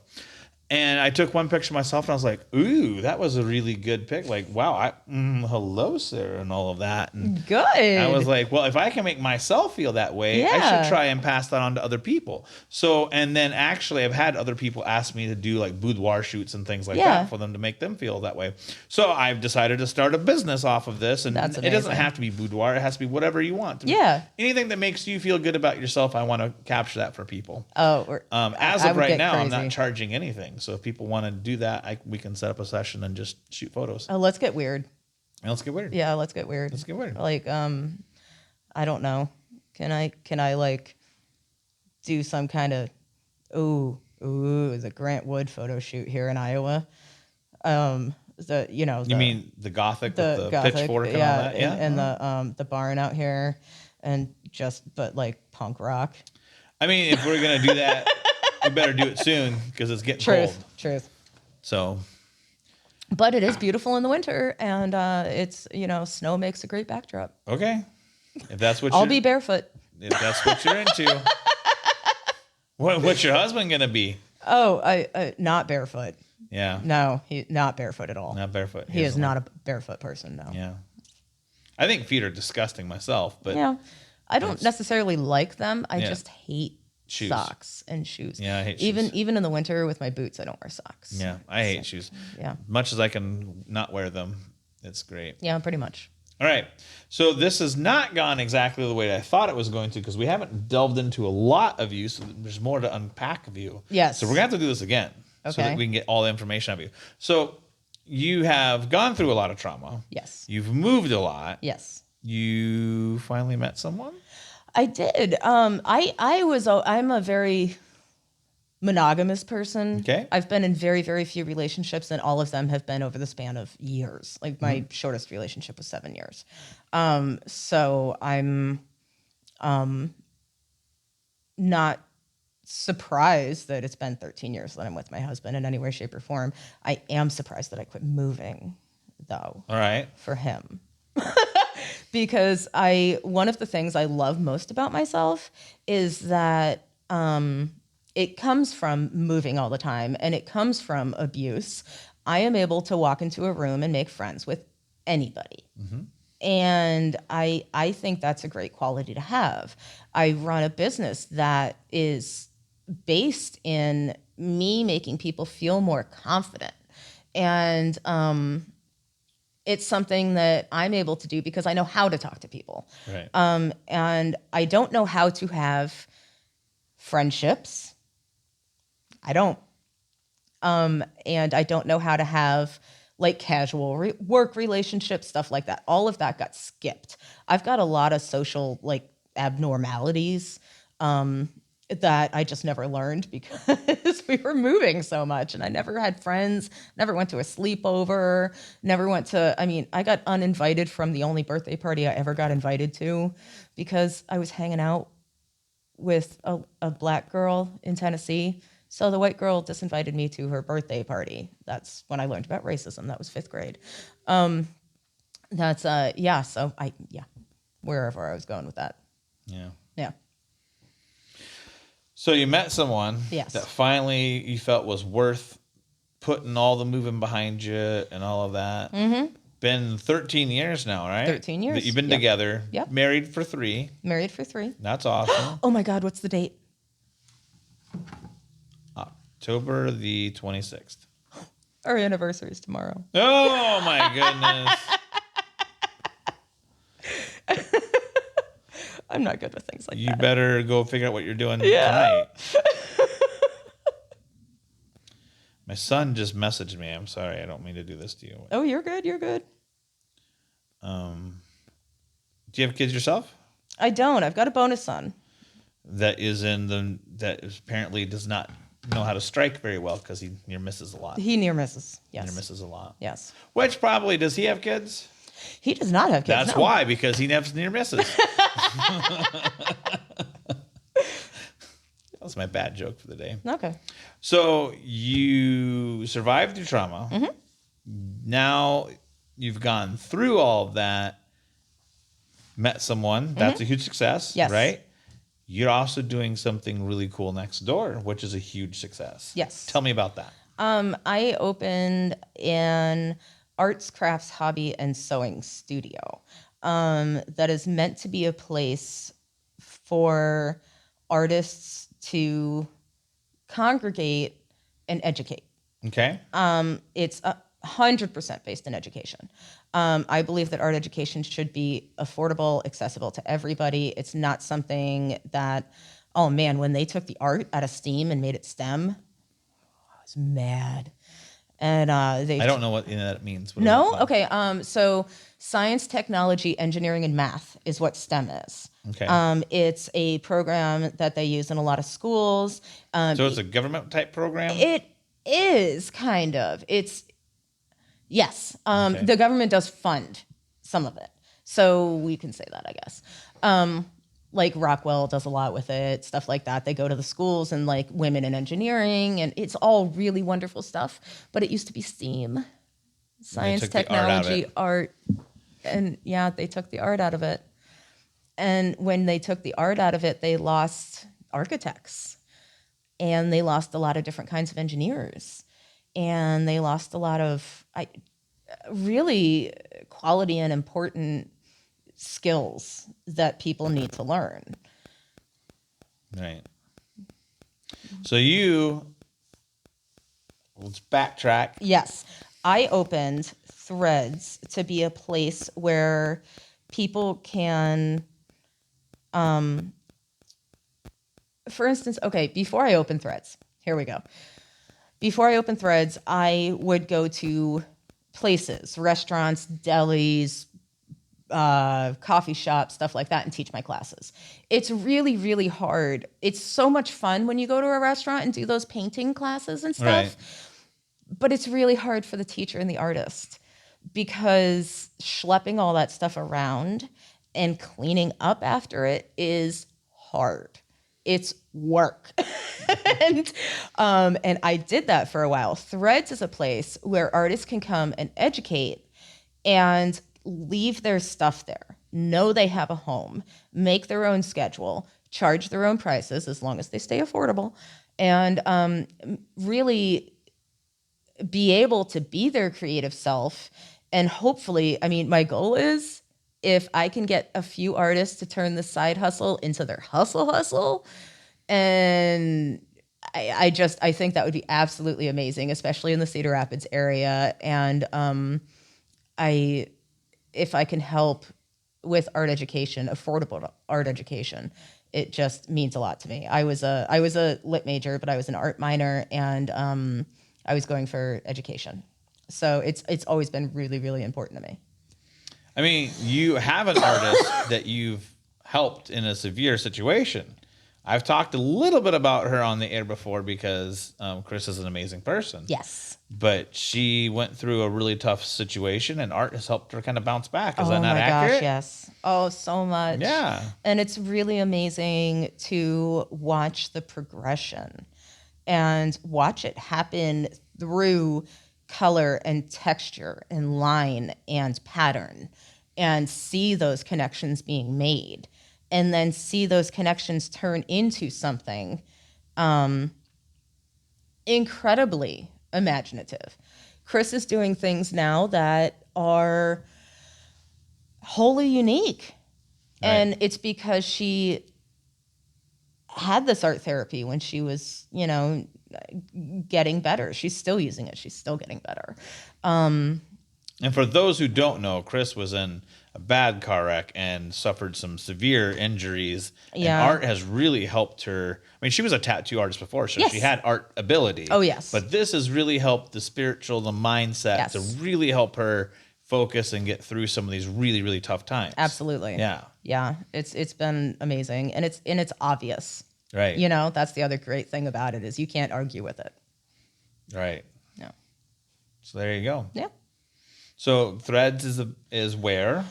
Threads is, if you know where Donut Land and Hacienda Las Glorias are on Center Point Road. I do, but It's not in Czech Village. It is in Czech Square. Right. Which is off Center Point Road Northeast. which also happens to be right next door to where we're filming. A dance garage. So you could come and be on the podcast and then go next door and make some art. Exactly. It's like a first date in a lot of ways. Oh, yeah. Yeah. I get a lot of first dates over there. Do you? I do.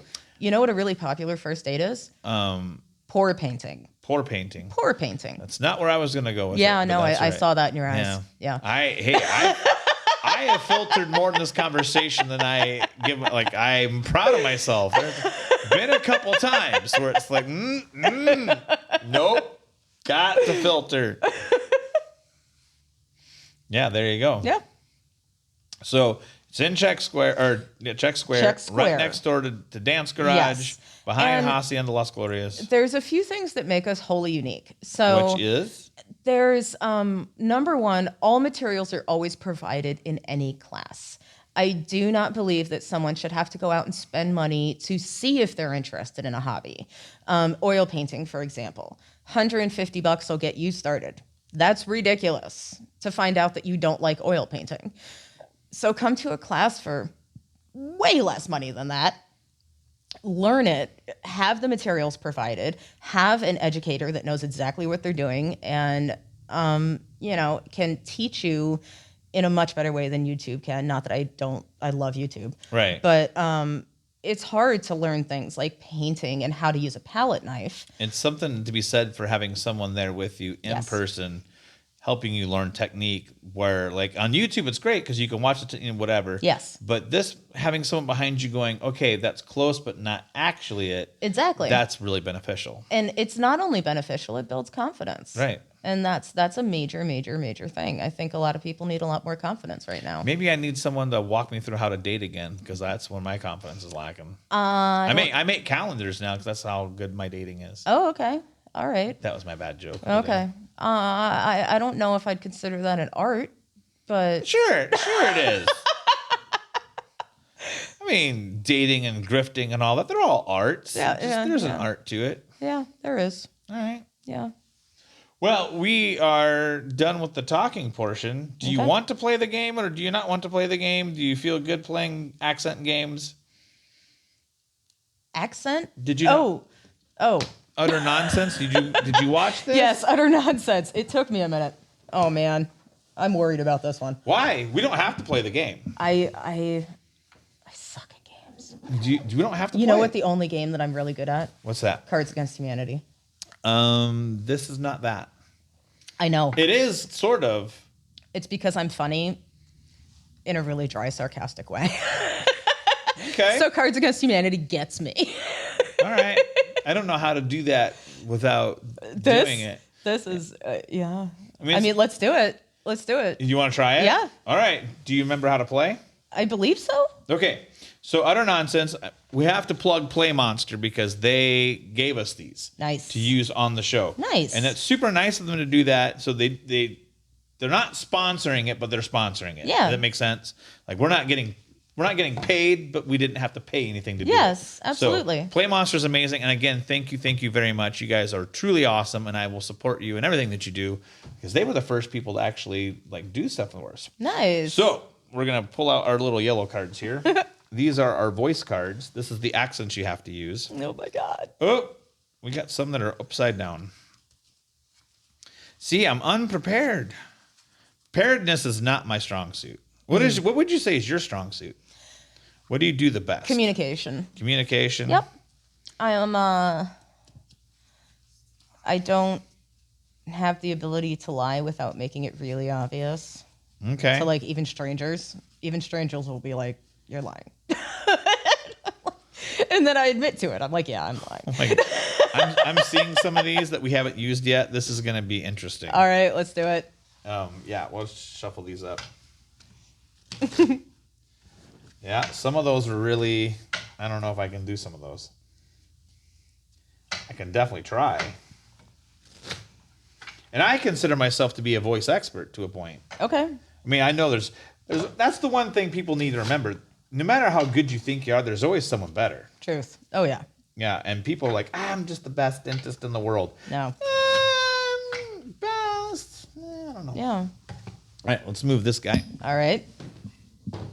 All right, so the idea is that we have to draw a voice card, and then you have to draw a phrase card. You have to say the phrase in that voice, and we won't know who won today because the people out there will judge who wins. All right. All right. Who's going first? Well, we're going to do it at the same time. We're going to do it at the same time? We're going to draw one voice card. We both have to do the same voice card, and we have to use... Because that's how it works. So I thought we had different phrases. We will. We'll have different phrases. Okay. But so typically this is like Cards Against Humanity, where the person who draws the voice card is the one who judges who wins the round. Yeah. And if you get 5 cards, you win the game. So that's similar in that sense. Yeah. So go ahead and do you want to pick the voice or do you want me I'll to pick the voice. You pick the voice. What's our voice? Redneck. Oh my goodness! Just imagine you're in Alabama. Oh. According to, oh my god! I don't know if I can read this one. I have to. You are literally turning red. Wait till you see some of this. Oh my gosh. I can't wait. It's really funny because it actually associates back to Iowa. Okay. Let's see. I'm trying to think of how a redneck would talk. Y'all, I'm so happy. These nuts are some low-hanging fruit. Because remember, these nuts was the political satire that actually got started in Iowa and was winning the election there for a brief moment in time. Yes. It's your turn. You have to be a redneck. Have to be a redneck. All right, let's do this. All right. Why won't you accept my friend request, damn it? Ooh, that was good. That was good. I like that one. This kind of goes in the same. We have to have a southern draw. You have to be a southern gentleman, I do believe. But it's your turn to pick. Yeah, I already feel like Colonel Sanders. I wouldn't be able to look anyone in the eye while I'm saying this. You're going to love the pictures I took of you in your sleep. Ooh, that's good. A little creepy. Wait, hang on. That was so good. I can't believe how creepy it was. I said, I pooped my pants, I said again. Now get over here and powder my beehole, you big puv. Yeah, you get to draw this time. I get to, okay. No, draw the voice. Yeah. This one. Draw the voice, I'll go first. Well, I got this one in the bag. All right. Oh, yeah, I like this. Hey, man. Hey, that profile pic of you flexing made my panties moist. Yeah, man. You don't know disgusting until I don't know. You don't know disgusting until you've been tipped over a porta potty, man. Ew. Yeah. That's gross. That's scary. That's wow. That's a whole different sense of. All right, so we did this one last time, and I don't know how we're gonna pull out Chewbacca. I don't know. Well, you get to go first. Okay. All right.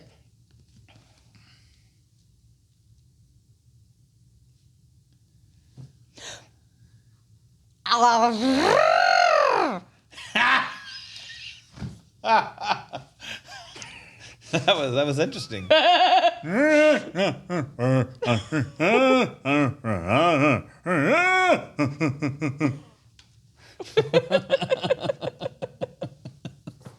right, your turn to draw the voice. Batman. See, Batman is dark and mysterious. Which Batman are you going to be? I'm gonna make it my own. I'm going to be Christian Bale. Because I don't believe in I want to be my own person. I'm Batman. All right. She told me her name, but all I remember is her upper breast tattoo. I'm pervy Batman. Sometimes it is hard when women walk around with the low-cut shirts not to stare at them, not because you're trying to be pervy, but because you're just, No, that's beautiful. There's very few women that would be offended by you staring at them. That's not true because it's usually like, hey, I'm up here. You get that a lot. Really? Yeah, I've run into that a few times. Conan O'Brien had that happen to him on a show once. Oh, yeah. Did you? There was, yeah. She's like, hey, Conan. I'm up. And he's like, I'm sorry. You just... And the good thing is he owned it, right? Yeah. Like he was like, I'm sorry. You came out. You look great. Yeah. I mean, that's the thing. If you're just doing it and being creepy about it and doing the up and down and, like that shit. Right. No, that's creepy. But if you're like, damn, you look good. Right. I like that shirt. Yeah. That's okay. Hey, your tattoos are cool. Yeah. That's okay. For you. Not all women agree with that. I suppose. Yeah. Not everyone's as cool as you are. Yeah. I forgot what voice we're doing. Oh, Batman. We're doing Batman. There's a new sheriff in town, and his name is Chicken Pad Thai. Yeehaw. All right. Ooh, you have to be foreign. Oh, boy. And I don't know what foreign accents you can do, but you get to pick whatever one you want. I can't do I can do several foreign accents. I know you can. I know. I do Russian. I do German. I obviously do Scottish. I do Indian. Ooh, okay. I've got one. You got one. Why are you wearing tidy whities and holding a leaf blower? I'm a Teletubby.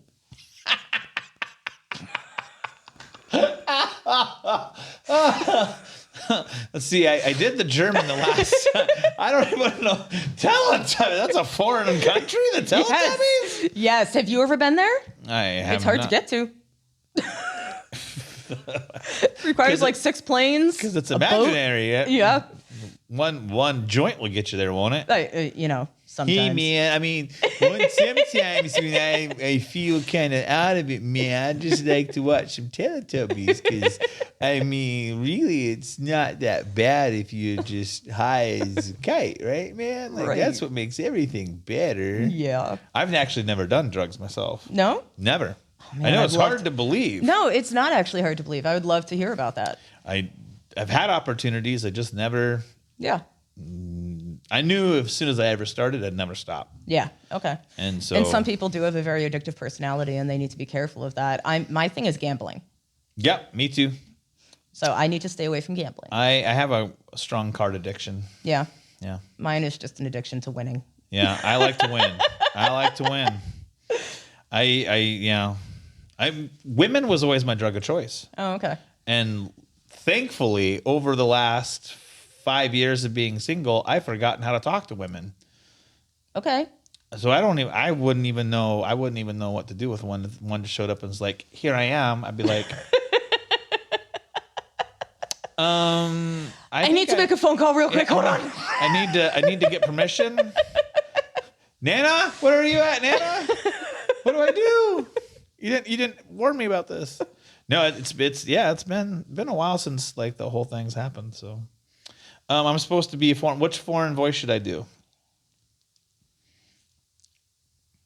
I think that we talked the most about the Samoan culture. Well, didn't we? I don't know how to do Samoan. Well, then I win. You win? Well, haven't even. Yours was a Teletubby. All right. Blue's Clues. I don't know who. I don't think I've seen one episode. Like, oh my God, Blue. I fell asleep with a Winston in my hand, and when I woke up, the house had burned straight down. Whoopsie daisy. That was pretty good. All right, you get to pick the voice. All right. Let's see helium. Oh, geez. I've only done helium once in my life. And you said you hadn't done drugs. Well, I sucked helium out of a balloon. Look at me, all naughty.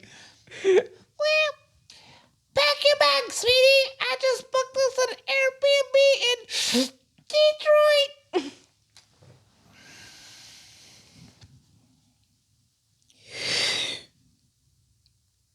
I need to hit the gym. My dad bought us growing more boobs. That's actually true. I do need to hit the gym. You have to be British. Oh, man. Oh, a fun fair, I say, big turkey. Every time I try and be British, I'm Irish. And yet there are very different dialects. Yeah. You go first. Okay. All right. Oh, geez. I don't want to say this one. Can I consciously uncouple from my credit card Oh, debt? that was very good. That was very good. Ooh, I sound kind of like Russell Brand all of a sudden. And I wasn't even trying. I'm not till it's a bird, I am. I do watch a lot of Russell Brand. Oh, Russell Brand's delightful. Hey, welcome to the Sisterhood of the Cinched Cycles. That's what my card said. Okay. Yeah, I like this voice actually a lot. I could talk like this forever, I think. It's your turn to draw the card, though. Let's see. Let's see what we got here today. Where's that thing that I spin when I don't want to do it? Right here. It's a little late. Pooping! Such a good card. Such a good card. You gotta... Shut up, you freaking... Come quiet. Oh, come quiet. Oh, come quiet. It really does say kumquat, people. It does. It really does. Shut up, you friggin' kumquat. It's cool. I'm with the band. I don't know. I'm an angry pooper. You're very angry. All right. Well, now you get to say it as a grandma. I actually have a voice for this. I'm so excited.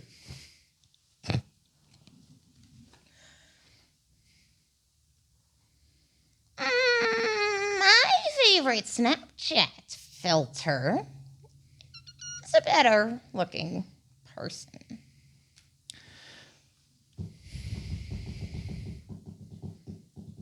I don't want to say this one. I have to use my old man voice for this. I enjoy cheat day for the sex.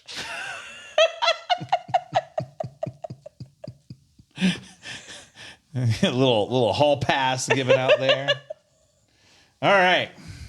Do you want to do one more or are you good? I'm good. You're good? I'm good. All right. So if you've watched the episodes before, you know this is our... Oh, we didn't do the 10 fast questions. Oh, okay. Okay. I forgot all about them.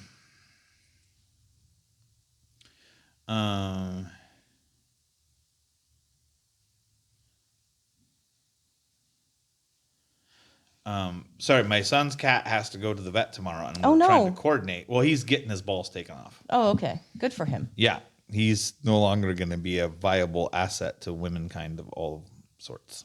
Gonna gild him. No babies for him. I have to get the newest one done too, because he's just BB. He's just a BB. All right, 10 fast questions. This is our nod to Family Feud. All right, let's do because it. we enjoy Family Feud and all of that. Okay. All right, ready? What's your favorite color? Green. Favorite food? Pizza. Biggest fear? Guns. Guns. All right. Biggest victory? Travel.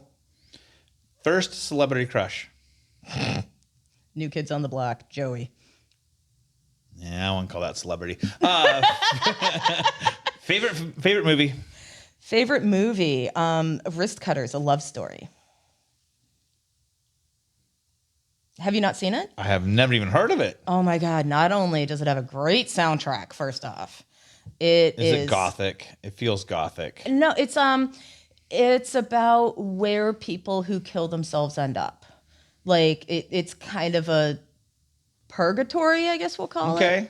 You know, so it's like, and there's this whole, trying to get out and better yourself and what life's like in purgatory. And Now, the movie that I wanted to see that I missed out on was Kat Dennings did a movie about cutting. okay. And me being a cutter, I was like, ooh, I want to see that. But I haven't quite gotten What's it on? there. I don't know. I saw it on DVD back when Family Video was the thing. Oh, okay. All right. So, favorite animal? Cat. Cat. Place you really want to see? Peru.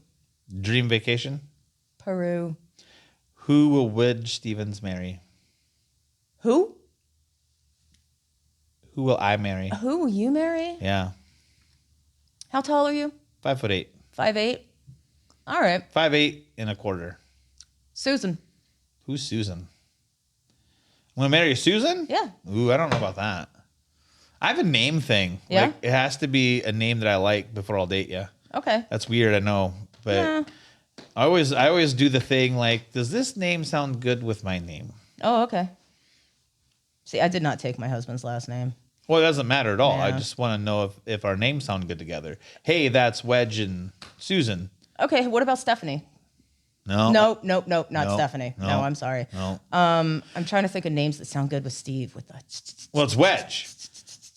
it's the wedge. It's got to sound good with. Yeah, because of Wedge Stevens. That's who I'm Wedge Stevens. Okay. People I don't Wendy. have split personality. Wendy. Wedge and Wendy? That's too double. You know, like Wedge and... I really want to marry Maria Thayer. Well, there you go.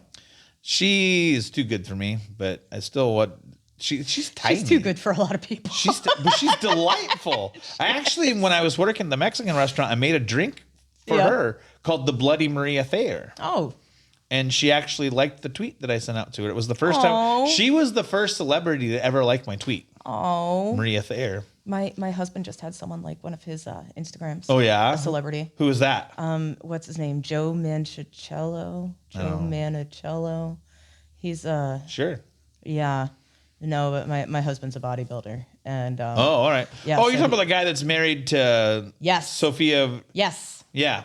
That dude, I'm scared of him because of how muscly, but he looks like he's got a little something not right in the noggin. He's one of his eyes is a little. Well, I'm not talking Yeah. about that. I'm talking like he seems like the kind of guy that will snap and just rip your head off for no Oh, reason okay. whatsoever. Yeah. I mean. Yeah. Yeah. Yeah. I wouldn't put it past him. No, I wouldn't either. Yeah. No. Yeah, I'm trying to think. Someone just asked the question, who's the most famous person you've ever talked to? Who's the most famous person you've ever talked to? Not necessarily the most famous person I've ever talked to, but the one that people are most interested in is Jonathan Davis. I don't know who that is. Korn, Yeah, got nothing. the band from way back in the day. Yeah, I mean, I know who they are. I think they're still putting stuff out, actually. They don't do it for me. Though I did see the music video where they were using the bagpipes, and I thought that was cool. Yeah, that's Korn. All right, so Jonathan Davis of Korn is the most interesting. The whole band, really. It's we used to hang out when they used to play at a club called Pearl Street in Massachusetts, and they would open for Sam Black Church, and they would get booed off the stage because everyone just wanted Sam Black Church to come up. So they'd get booed off the stage and they'd go in the back room and play pool, and I'd go back there and be like, "Hey man, you guys were good. You know, that was a good show. Let's play some pool." Nice. So that's the most interesting, you said. Who is the most famous person you've talked to, though? And see, I think that's objective because... See, I'm going to say it, and it's going to start a whole thing. No, it's all right. Go ahead. Bill Cosby. Oh, why is that going to start a whole thing? Because, I mean, do you want to talk about Bill Cosby? But, okay, this is why. Let me tell you why I talked to him. All right. I almost hit him with a car. Okay. In driver's ed. I think some people would have been excited if you would have this day and age. Here's the thing that I always say about this cancel culture thing, right? Yes. This is what I'm going to say about it. I'm not saying Bill Cosby is a good person. No. I think clearly we can all agree that Bill Cosby made some serious mistakes, bad choices, and potentially is just a horrible human being. Yeah. A little bit That of a does psychopath. not deny the fact that he has the highest selling comedy album of all time. Okay. I Bill didn't know Cosby himself is the highest selling comedy album of all time. that. Okay. Was he funny in that? Yes, he was funny back in Yes. that day. It's when someone does something, though, it changes your opinion of them. That doesn't mean that he's not funny. It doesn't mean that album's not funny. It just means it's a funny album from a horrible human being. I mean, it's, back to my dad's a great example. He was a hero. No. He did great things. He also did really, really horrible things. And he should be judged for all of the things that he did. There's good and bad in everybody. Mm-hmm. Yeah. Including myself. Mm-hmm. I start fights. Yeah, you're delightful. See, you were all worried about coming on and doing this, and this went fairly well. I can talk forever. Well, you'll come back and do it again because we didn't cover all the bases. No, we did not. Okay. We barely scratched the surface, I think. Okay. So this means that Rachel episode 2 will have to happen at some point in All time. right. Rachel 2.0. I like it. All right. I'm good with it. So now we have a moment of gratitude. You get to say thank you to someone who's a celebrity in your life and then someone who is in your life. And be grateful for them. I'm grateful for Steve Buscemi. Steve Buscemi? Whoa! All right. I want to know. I want to hear that. That was not where I thought we were going. Steve Buscemi. I mean, Steve Buscemi is amazing. Right. Do not misunderstand. I'm not knocking him at all. It was a very surprising answer. It's him and Nick Cage, man. All right, They are my people. No, Steve Buscemi came out first, so I want to know. I want to know about absolutely. Steve Buscemi. Why are you saying thank you to him? He is honestly an inspiration in how smart he is, how much he studies, to be a different person every time. And I just have so much respect for acting, and I have so much respect for the fact that he's so you know who he is as soon as you see him, but you don't expect a character necessarily. And a lot of times the characters he plays, it's so much research has gone into it that he really, I don't even really like actors, but I love Steve Buscemi. Like someone asked me a few days ago, who's your celebrity crush? I was like, I don't know, Steve Buscemi or Josh Gates, one of the two. You just told me it was New Kids in the Block. You listen here. Oh, well, now I mean, yeah. New Kids on the Block was when I was 8. Right. Do you remember the first time you saw Steve Buscemi in the movie? Con Air. Con Air. Yeah. He was good in that one. He was awesome creepy in that. one. Yeah. I liked his role in Armageddon. Oh, yeah. Where he was doing the whole thing while filling out the Rubik's Cube and just sets it down. Like, is there any more questions? Yep. But the first time I saw him in the movie was Desperado. That's a good one. And it's like his opening sequence. Like he comes in and does that whole bit with Cheech Marin and all that. Yep. And yeah. That's 3 totally different people right there. Right. That he's been. And the Big Lebowski. He gets a lot of credit for that one. Yeah. Boardwalk Empire. He was in. Yeah. And he's been in almost every Adam Sandler movie. Yes. Known the man. Yes. And he always has a great role. The homeless guy in Big Daddy. Yes. What do you mean they're closed at 11? You know, they're always open to 11. I know, but they're not. I can't do Steve Buscemi or Adam Sandler, so okay. Not yet. Well, they're not my type, but okay. Yeah.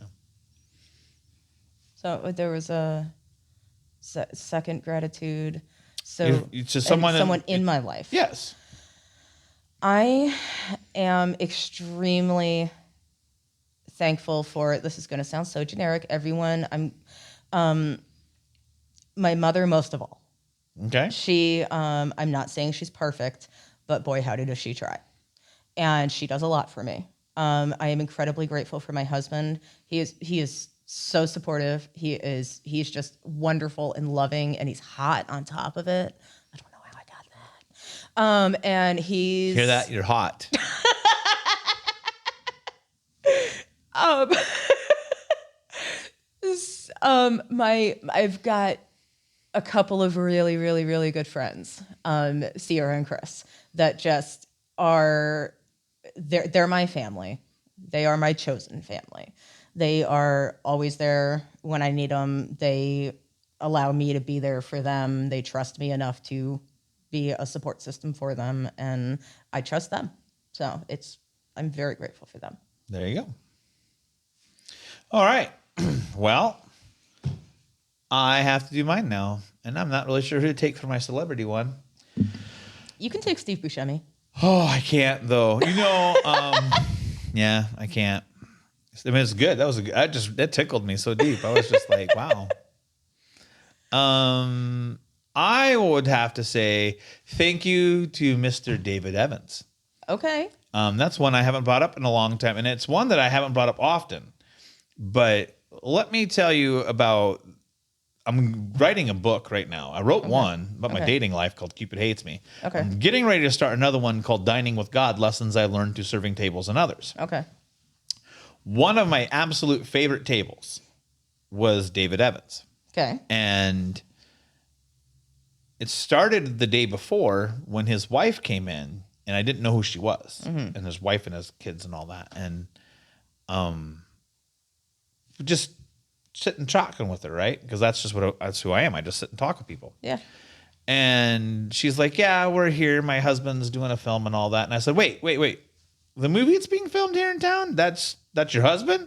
And she's like, yeah. And I said, oh my goodness, that's so awesome. If I gave you a note, like a little thank you note, would you give it to him for me? Aww. Because I have always wanted to be an actor, and he gave me the chance to be an extra in this movie. And I didn't make the movie, but that's okay.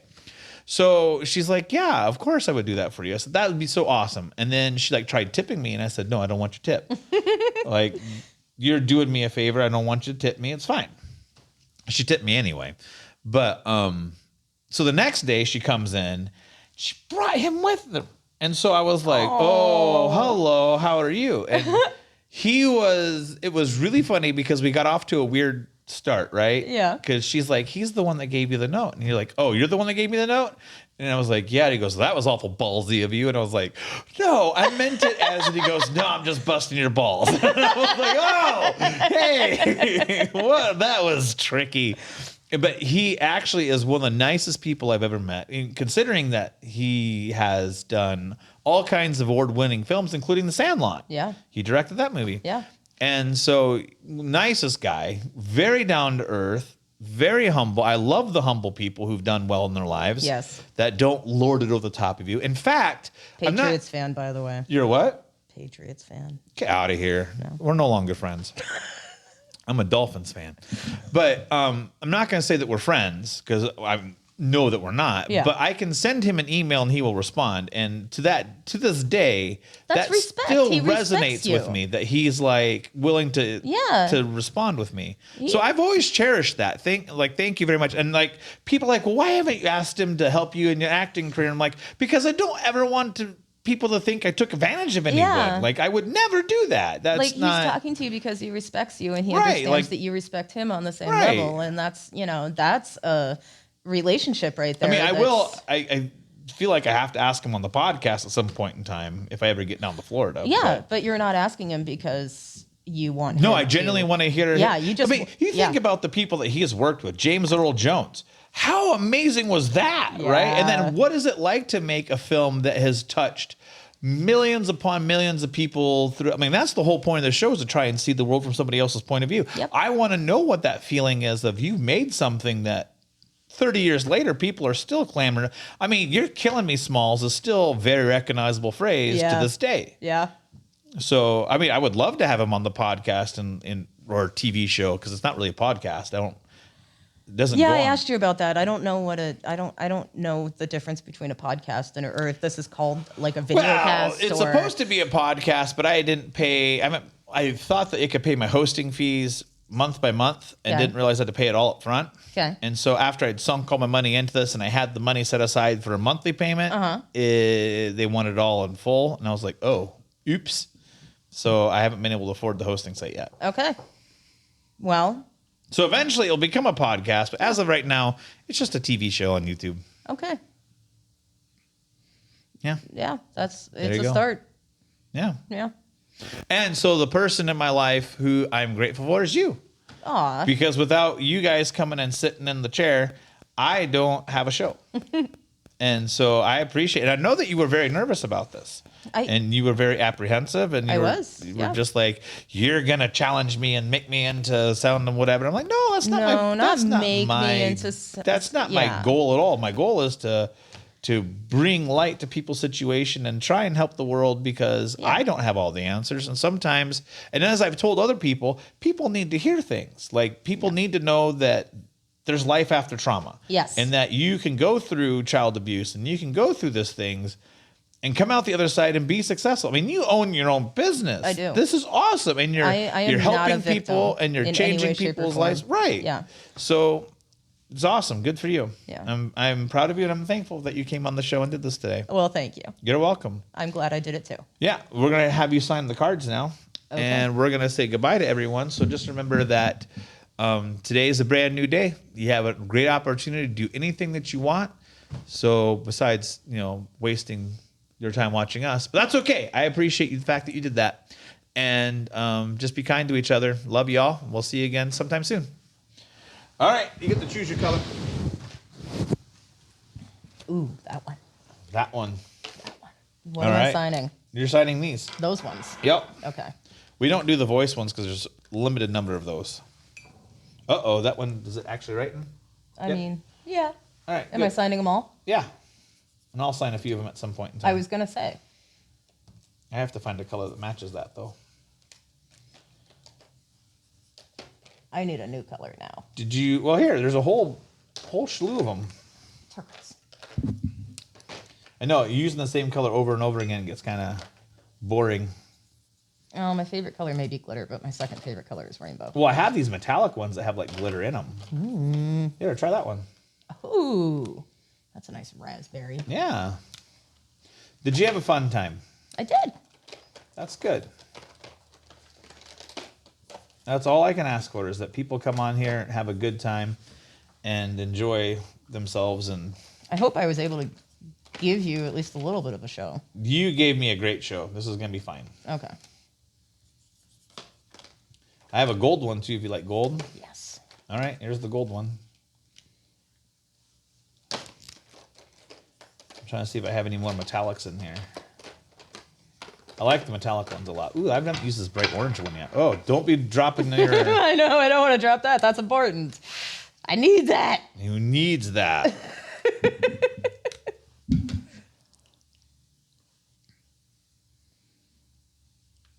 I only sell about 3 or 4 of these because no one cares a rat's ass about my autograph. It actually drops the price in them if I sign them. Ooh, let's do the gold and the blue together. That looks really good. I just smudged it. Oops. And this will go to benefit Backpacks for Hungers. Nice. Once we get the website up and all that, because money is tight and what have you. I don't know how to do all the shenanigans myself. I'm going to have to hire people. Yeah, that's part of what I found out. You know the other thing you can do? What's that? Get interns. Oof. If I only knew how to do that. I can help you with that. I mean, I need help in general. My life is chaotic. I mean, like, I've got an intern that's helping me with Instagram and YouTube, and I've got an intern that's helping me with marketing. Oh, very nice. Yeah, I need a sugar daddy is what I need, or a sugar mama. They make those. Do they? Yeah. I don't think that's true. Hey, if you're gonna have a sugar daddy or sugar mama, you need to be fit. No, you do not. I'm not. I need to get fitter. No, you do not have to be fit. You have to be willing to do naughty things. No. I've got several friends that have sugar daddies that they don't do sexual things with them. Really? Yeah. I always figured that was part of the game. No. There are a lot of really lonely people out there. That I mean, that's how I ended up with 9 cats. Yeah, I mean, well, there's people that don't trust enough to make a commitment to someone, but they can make a commitment to.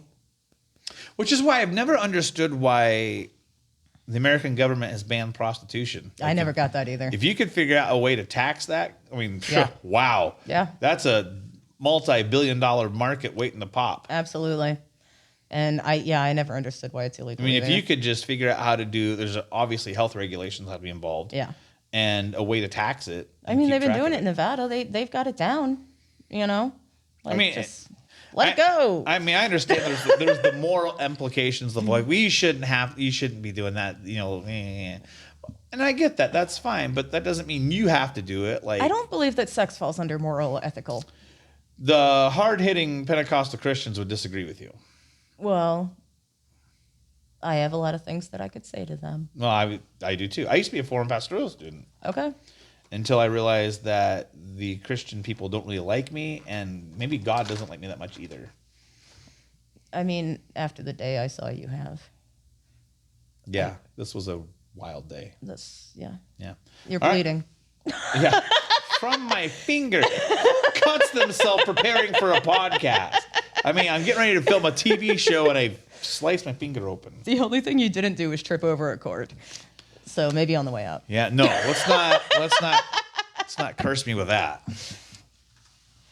All right, are we good? We're good. You are free to go and have the rest of your day. All right. Put these in a safe spot.